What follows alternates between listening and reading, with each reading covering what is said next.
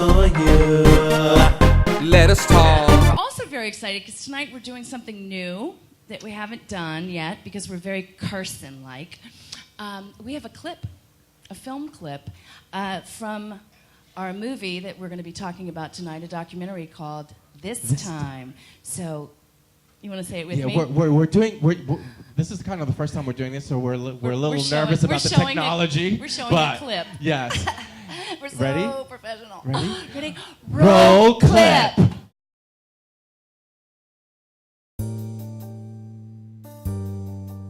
Endurance, huh? Lasting power. I go to bed and I pray. This is where I live. See, we got constant surveillance from the police. Just don't. Of course, I wanted to be rock and roll star, sell out Madison Square Garden. So there's a lot of money in music when it works. And there's nothing in it when it doesn't work. My father said, you know, you have to be dead to be a successful artist.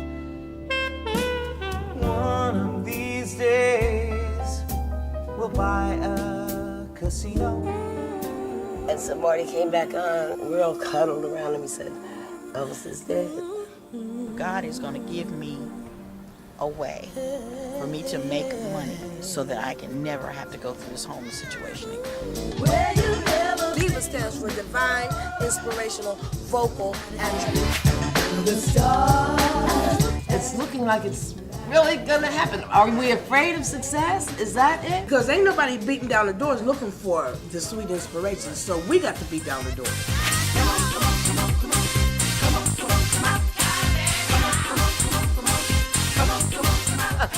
Big Kim. They're trying to make me do it. I hate it.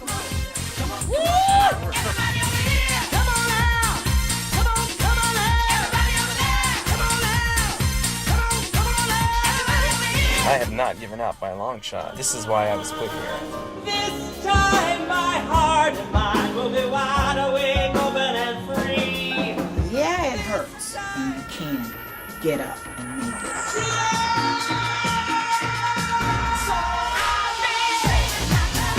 Real singing, as they call it, is coming back around. I made myself so nervous for this, and I'm so glad I didn't mess it up. I was like nervous a little bit. Yeah, for like, a few minutes. Till I opened my mouth.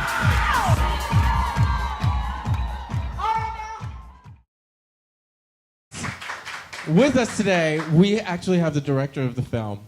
He is he directed an award-winning film, Broadway Damages, which we saw, hysterical, so you have to go and rent it out. Nominated for a Grammy for the R. Kelly Hip Hopera. Do you know how hard that is to say? Hip Hopera. Yeah. Trapped in the Closet. He directed this film. It was phenomenal. Yeah, it is phenomenal. We also have the artist, one of the artists featured here tonight, Mr. Bobby Belfry, who's a Mac and Bistro award-winning vocalist, and he's come on up, Bobby, and Victor Mignatti and Bobby Belfry. Come on up. Let's do this.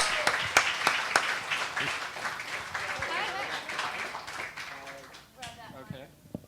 Come on up, guys. Do we want to do like guest person? Sure. So, guess which one's which. we have Bobby's here, and you saw Bobby on the Bobby clip. was in the film, Exactly. Yeah. This is Victor, which actually Frank and I have known for a while now. Yeah, I guess about 3 years now. Yeah, exactly. Yeah. So, what made you want to do this film? Well, Peter Angel, who is somebody that has produced and composed music for my work for like 25 years. I do a lot of commercials and short films and stuff like that. And he does a lot of dance music, and he started recording the Sweet Inspirations.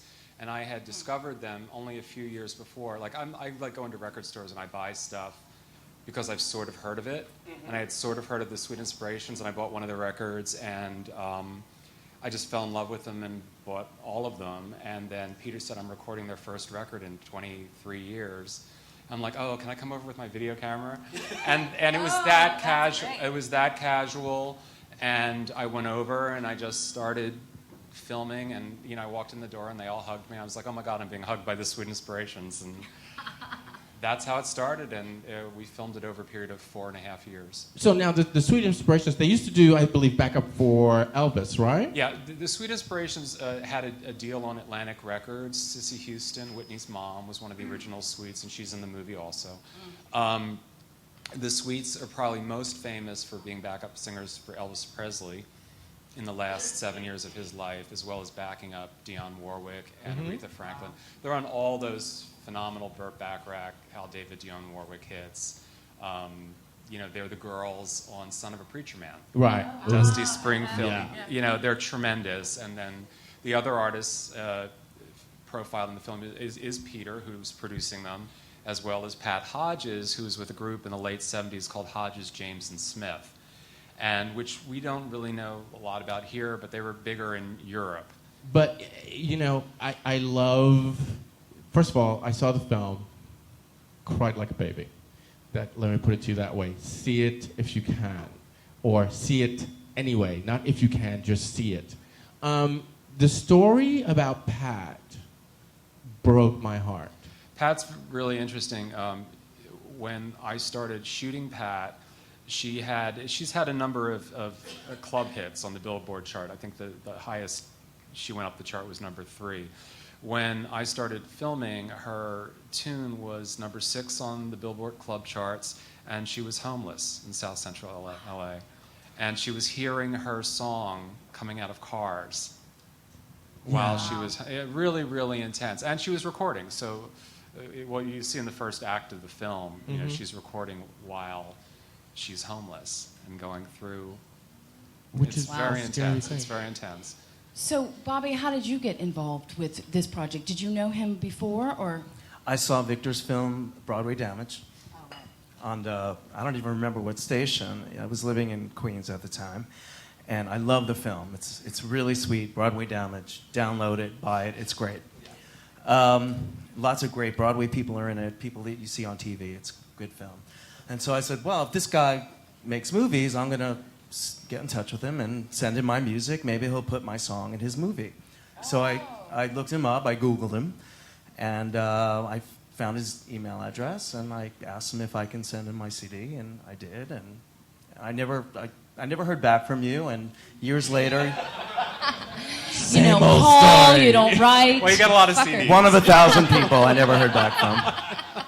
And he surprised me at the piano bar I work at, and after I did a really good set, I remember. And he said, hey, I'm Victor, and I was like, oh, cool, he just saw me rock out. That was good. And it kind of went from there. Yeah, it was interesting because I heard his record, and I said something about this guy is in alignment with these other characters, and I needed another piece to my story to tell the story, and I just showed up, and I thought it was a club where, like this, and I didn't realize that you were a bartender who was also singing. I was like, wow, it blew my mind. You guys know Brandy's, Upper East Side, Brandy's Piano Bar? Yeah, Bobby Belfry, fantastic there. Thank you both. Thank you, Mom. I'm glad you made it. I'm not sure if this is true or not, but I heard that there's some kind of backstory about the filming of a scene in the car. Is that true? Oh yeah. Well, the first night we went out shooting, and I had done a bunch of reality TV shows, so we did this all the time. But of course, everybody gets used to it. But it was dumb. I should have known better. But the first time I'm shooting with him is in his car, and I'm shooting him in his car. And of course, he's not used to it, and we weren't paying attention, and we were in an accident.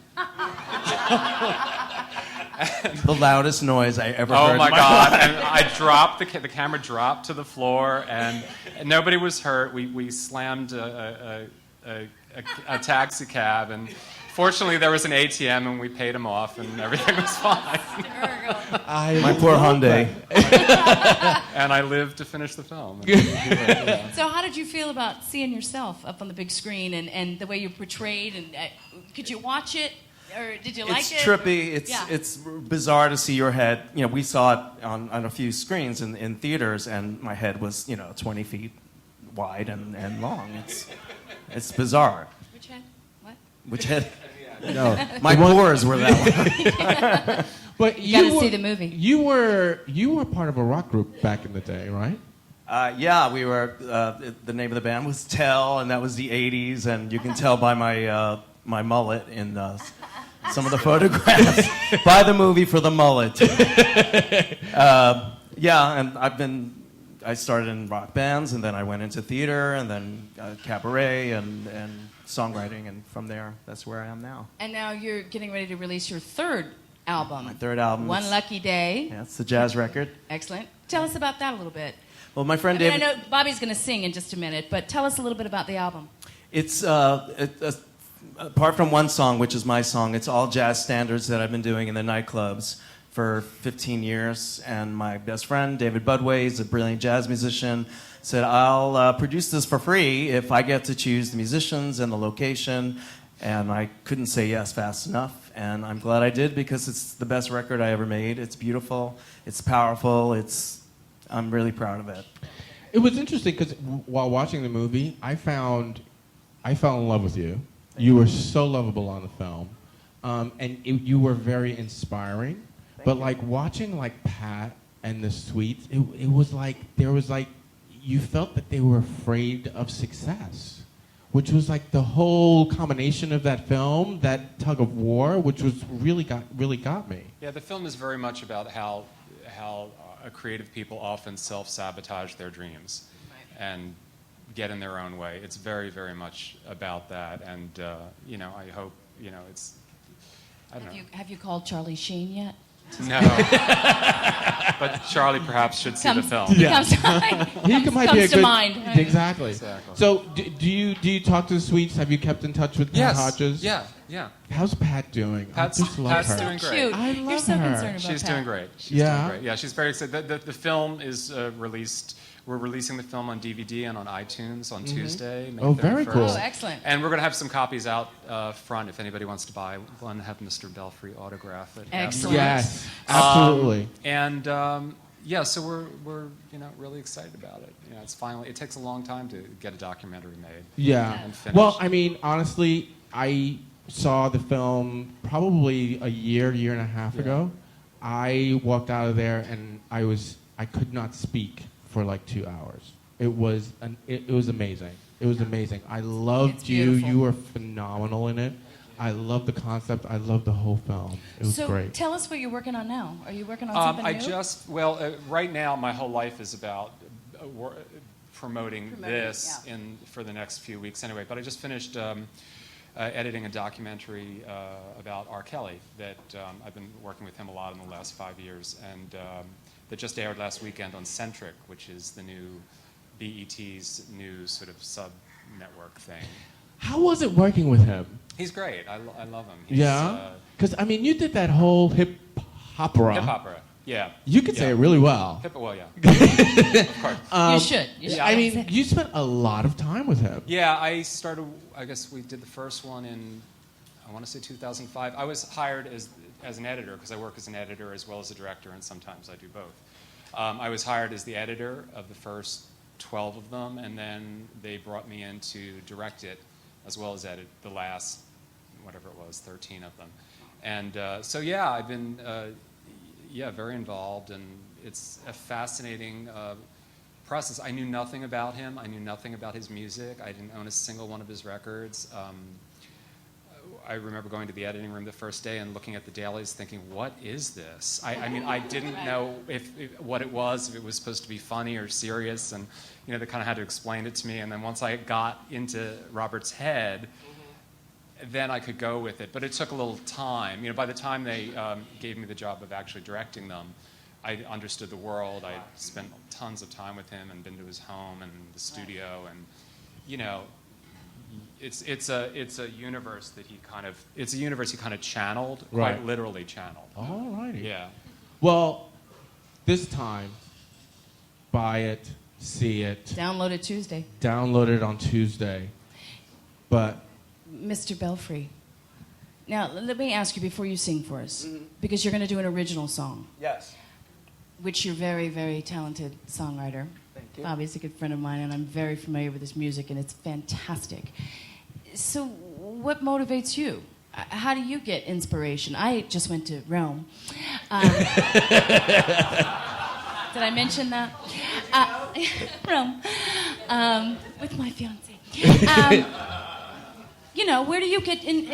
Is it when you're sad, when you're happy, when you're laughing? Where do you get for your songwriting? Because you're very, which you'll find out if you don't know Bobby's work, he's very Billy Joel-esque, Dylan lyrical. You'll see.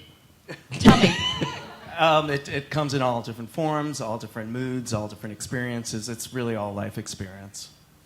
The song that I'm about to sing, I actually I wrote. I was performing on a cruise ship. I was sailing down the Amazon River, and it just kind of came to me, and it took 5 minutes to write the first version, which appears on my first album, and it was really easy, and it was never that easy again. For this, when I re-recorded it, I changed some of the lyrics and I updated it. Oh, very good. Yeah. And Richie Kanata is the sax player on it, and he is Billy Joel's sax player, which for me was a huge honor, and it meant a lot to me. This is the guy I used to look on the back of the records, and it was great. Very good. Very cool. Will you You'll do do it? the song? I would love to. Great. Excellent. Ladies and gentlemen, Bobby Belfry. Victor. Do you need the mic stand? There you go.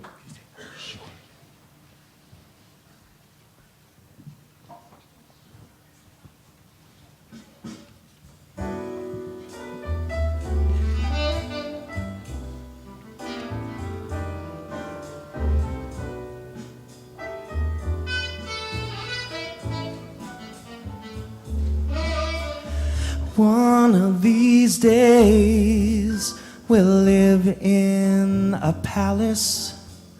One of these days we'll sip wine from a chalice and count up the stocks that we own from our sailboat bound for places unknown. One of these days we'll sleep in a hammock tied to our mountains off the coast of Atlantic on an island I named after you, a tropical beach and a band just for two. But for now we're here in our humble 2 rooms, cable TV and a grand brick wall view. Yes, you're here with me, and we might as well be on a cruise to the stars in our Milky Way sea. One of these days I'll win an Oscar, covered in praise for my take on a mobster. We'll do lunch and complain about the press, but with Ms. Walters, cry and confess that we'd rather be here in our humble 2 rooms with the noisy neighbor and the toxic city fumes. Yes, you're here with me, and we might as well be on a cruise to the stars in our Milky Way sea.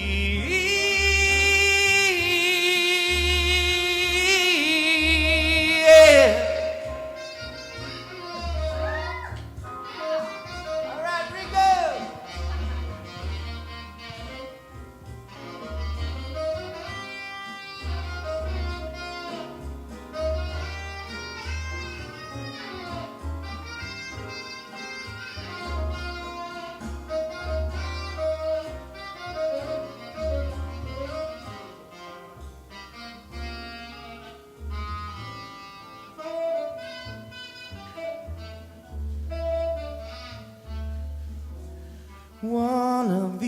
days we'll buy a casino.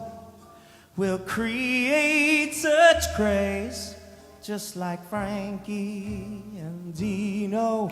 And I'll croon my heart out with such mirth. Then you'll divorce me and take all I'm worth. No, I'd rather be here in our humble 2 rooms with the cable TV and this grand brick wall view. Yes, you're here with me, and we might as well be on a cruise to the stars. You're here in our humble 2 rooms with the noisy neighbor and the toxic city fumes.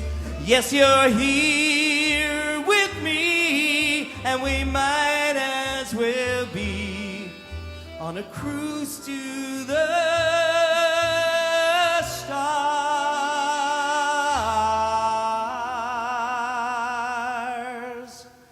in our Milky Way.